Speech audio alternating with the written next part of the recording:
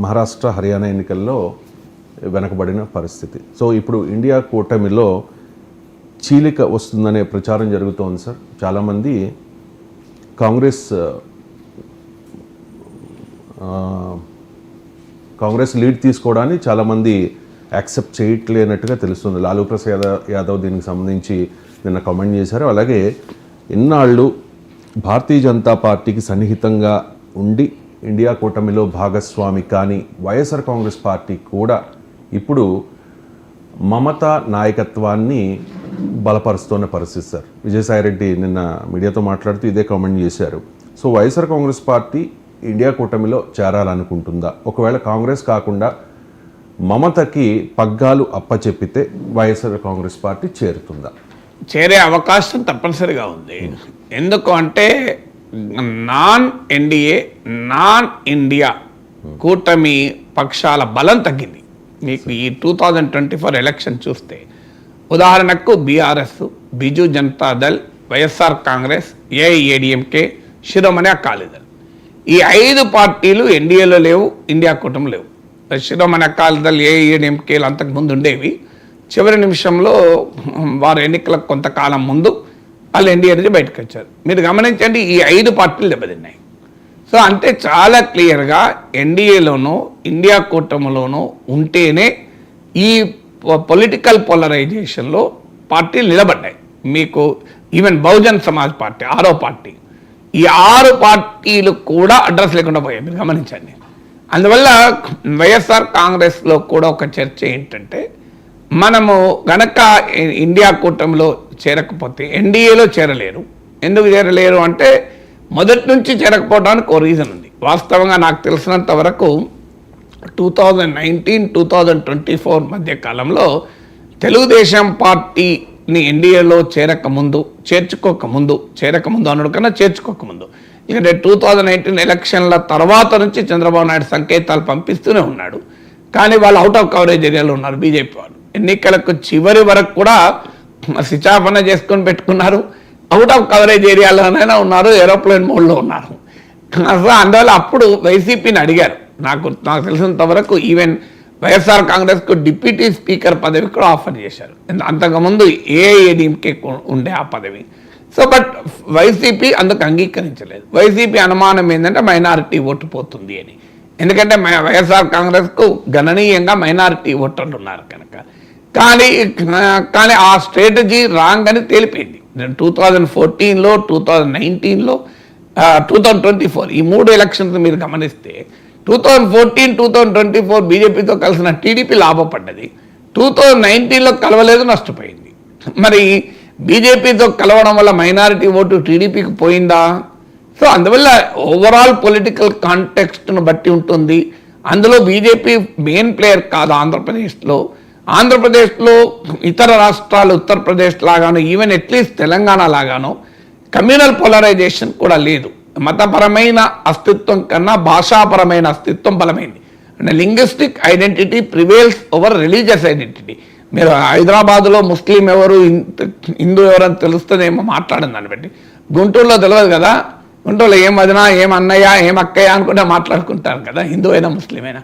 So అందువల్ల మీకు ఆంధ్రప్రదేశ్లో ప్రత్యేక పరిస్థితి. కానీ ఇప్పుడైతే అవకాశమే లేదు. ఇప్పుడు ఆల్రెడీ టీడీపీ బీజేపీలో ఉంది, బీజేపీతో కలిసి ఉంది, రాష్ట్రంలో దేశంలో వాళ్ళు కలిసి ఉన్నారు. ఇక వైసీపీకి ఆప్షన్ ఏంటి? ఉంటే ఎటుకు లేకుండా ఉండాలి, లేకపోతే ఇండియా కూటమిలో ఉండాలి. అందువల్ల ఇది మొదటి కారణం. ఎన్డీఏకేమో దారాలు మూసుకుపోయాయి.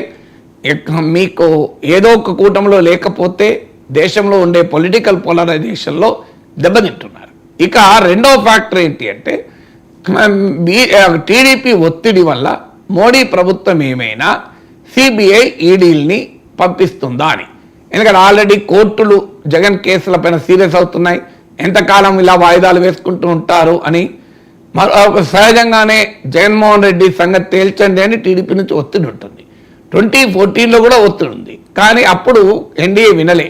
ఎందుకంటే వాళ్ళకి అవసరం లేదు కనుక రాష్ట్రంలో టీడీపీ ఒక్కదాన్నే పట్టుకొని ఎందుకు ఉండాలి, ఆప్షన్స్ 2 ఉంటే ఉపయోగపడతాయనే యాంగిల్లో వాళ్ళు పట్టించుకోలే.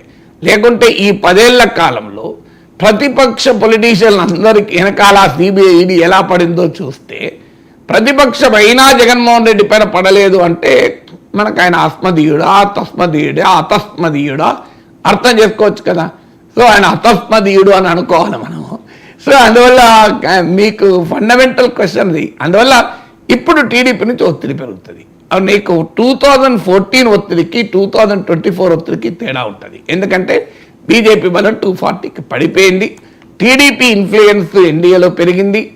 TDP electoral Heft political cloud పెరిగింది. అందువల్ల తన పైకి సిబిఐ ఈడీ గనక వస్తే ఇక బీజేపీతో సంగతి అవసరమే లేదు కదా, పనే లేదు కదా. ఇప్పుడు బీజేపీ పట్ల ఎందుకు జగన్మోహన్ రెడ్డి మెతక వైఖరి ఉంది ఈ 10 ఏళ్ళుగా? వేరే రీజన్ ఏం లేదు, సిబిఐ ఈడే. ఎందుకంటే ఈడీ మోడీని కాదంటే ఈడీ వస్తుంది, అందరూ తెలుసు కదా. అందువల్ల ఈడీ వద్దనుకున్నాడు కనుక మోడీని కావాలనుకున్నాడు జగన్. సో అందువల్ల ఇప్పుడు తాను ఏది చేసినా చేయకపోయినా ఈడీ వస్తుందంటే ఇక మోడీతో పనేంది జగన్కు.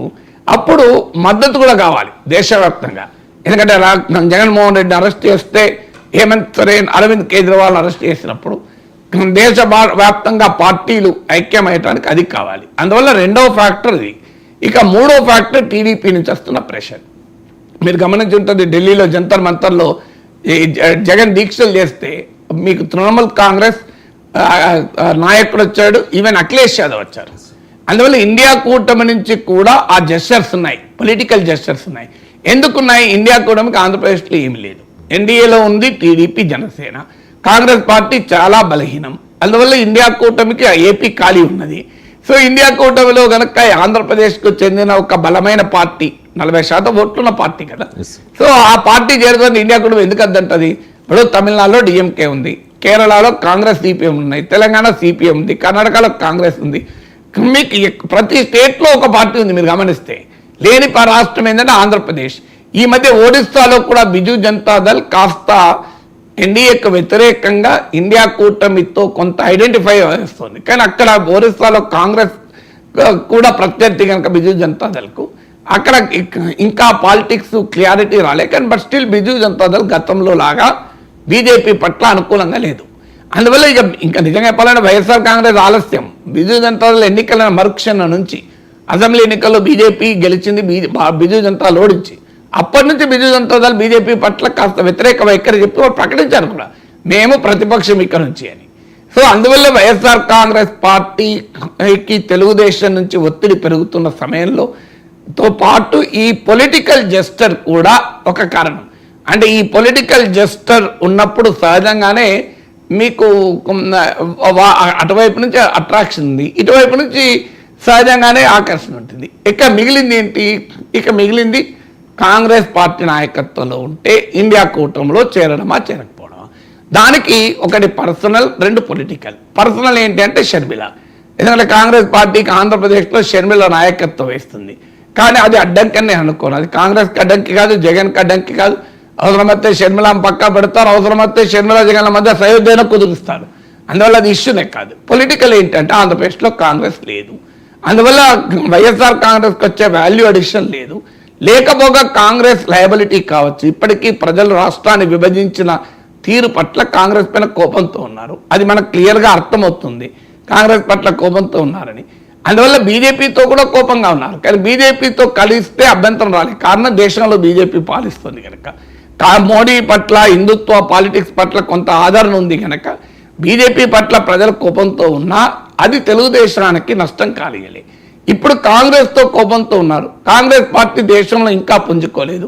ఒకవేళ పుంజుకుంటే కాంగ్రెస్ వల్ల లయబిలిటీ కాదు అనుకునే అంచనాకు రావచ్చు. 2024 లోక్సభ ఎన్నికల్లో కొంత పుంజుకున్నారు కనుక వైసీపీలో ఈ మార్పు వచ్చింది. ఇంకా పుంజుకుంటారా? ఈ లోపల హర్యానా, మహారాష్ట్ర ఎన్నికల్లో ఓడిపోయారు. అందువల్ల వైఎస్ఆర్ కాంగ్రెస్ ఆచితూచి వ్యవహరిస్తుంది. చూద్దాం అప్పటి వరకు. ఇంత బీహార్ ఎలక్షన్స్ నా అంచనా మహారాష్ట్ర, హర్యానాలో కనుక కాంగ్రెస్ గెలిచి ఉంటే ఇప్పటికే వైసీపీ ఇండియా కూటమికి దగ్గర కాకపోయేది. అఫ్ కోర్స్ నెక్స్ట్ బీహార్ ఉంది, ఉత్తరప్రదేశ్ ఉంది. అక్కడ కనుక ఇండియా కూటమి గెలిస్తే ఖచ్చితంగా వైసీపీ 2029లో ఇండియా కూటమిలో చేరే అవకాశాలు ఎక్కువ ఉంటాయి. నెక్స్ట్